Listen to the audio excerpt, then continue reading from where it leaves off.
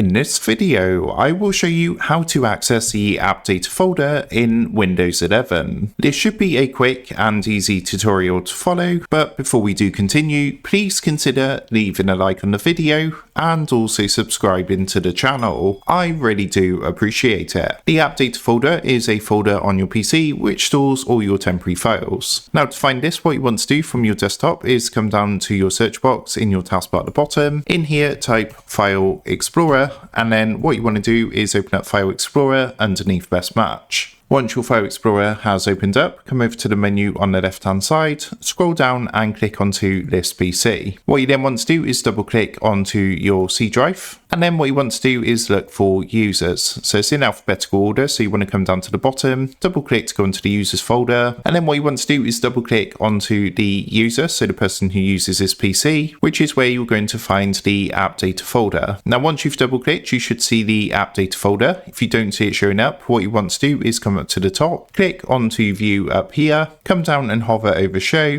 and make sure the option is ticked for hidden items, as the AppData folder is a hidden folder. Once that's done, you can double click to open up the AppData folder, and in here you're going to find local, local low, and roaming.